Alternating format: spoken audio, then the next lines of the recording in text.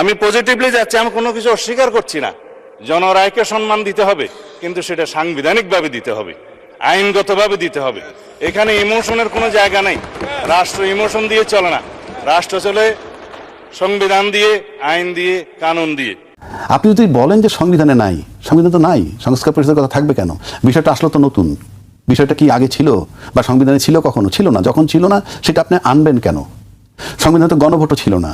সেই গণভোটের কথা তো আপনারাই বলেছেন, আপনারাই উদ্যোক্তা, এবং আপনারা বলছেন গণভোট এবং দুইটা সংসদ নির্বাচন একই দিনে হবে। আপনাদের বক্তব্য সেই মোতাবেক রাষ্ট্র চলেছে। এবং নির্বাচনের পূর্বে বিএনপির চেয়ারম্যান সাহেব সরাসরি বলেছেন ধানের শেষে যেভাবে ভোট দিবেন একই কায়দায় গণভোটের হাতে ভোট দিবেন। তারপরে আপনি এখন যদি বলেন সংবিধান নো, চলবে না, কেন চলবে না সেটাও বলছি। আপনি একবার যেটা মেনে নিবেন সেখান থেকে ফেরত আসতে পারবেন না। এটা তো জনগণের জাজমেন্ট। যেটা বলা হচ্ছে যে সংবিধানে নেই। আপনি সংবিধানে, আমি সংবিধানে তো সরকারই নেই। সংবিধানের কথা যদি আনেন তাহলে আপনি এই সংবিধানে কি আছে? সংসদ ভেঙে যাওয়ার পর পরবর্তী 3 মাসের মধ্যে নির্বাচন, নাকি নাই? আমি বানাই বলতেছি। 123 অনুচ্ছেদ মোতাবেক, সংবিধানের 123 অনুচ্ছেদ মোতাবেক সংসদ ভেঙে যাওয়ার পর 90 দিনের মধ্যে আপনি নির্বাচন দিবেন। সেই নির্বাচন 90 দিনের মধ্যে হয়েছে? হয় নাই তো। তারপরে নির্বাচন বলা আছে এরপরে যখন মন চায় তখন করবেন। এখন পর্যন্ত রাষ্ট্রপতি যখন জাতির উদ্দেশ্যে পার্লামেন্টে ভাষণ দিলেন, উনি কি একবারও ব্যাখ্যা দিয়েছেন দীর্ঘ 17 মাস পরে আমরা নির্বাচন কেন করলাম সংবিধানকে ভায়োলেট করে?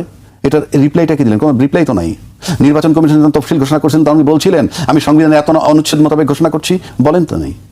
আপনারা জেনে শুনে সংবিধানবিহীন নির্বাচন করেছেন, সংবিধানের বাইরে থেকে নির্বাচন করেছেন। আপনি এখন সংবিধানের দোহাই দিচ্ছেন কি কারণে? সংবিধানে তো এখনো আছে 4-এর ক মোতাবেক সর্বত্র বঙ্গবন্ধুর ছবি ঝুলতে হবে, জাতির জনক শেখ মুজিবুর রহমান সাহেবের। এখনো তো বঙ্গভবনে তার ছবি ওঠে না। তো রাষ্ট্রপতি কি করতেছেন?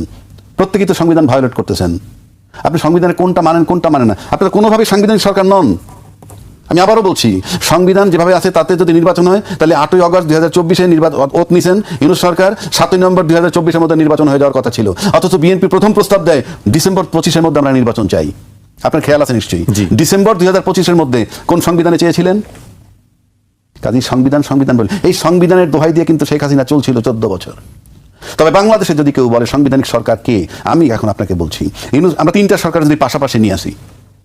ইউনূস সরকার, উনি কে ছিলেন? উনি ছিলেন, আপনারা সবাই জানেন, রাষ্ট্রপতির মতামতের ভিত্তিতে বসছেন। উনি ছিলেন একজন অনির্বাচিত, অসাংবিধানিক কিন্তু জনসমর্থিত সরকার। জনগণ তাকে বসাইছে। আর আজকের যে সরকার নির্বাচিত কিন্তু অসাংবিধানিক, কারণ সংবিধানের ভিতরে নাই, সংবিধান মোতাবেক আমরা আসেন নাই নির্বাচনে। যদি সাংবিধানিক সরকার বলেন right or wrong, absolutely Sheikh Hasina ছিল সাংবিধানিক সরকার বলতে পারেন। সংবিধানটা তার মতো, ইয়েস, তার মতো করে বানাই নিছে, যে সংবিধানটা এখন আছে তার মনের মতো করে বানাই নিছে, এবং সেই মোতাবেক উনি নির্বাচন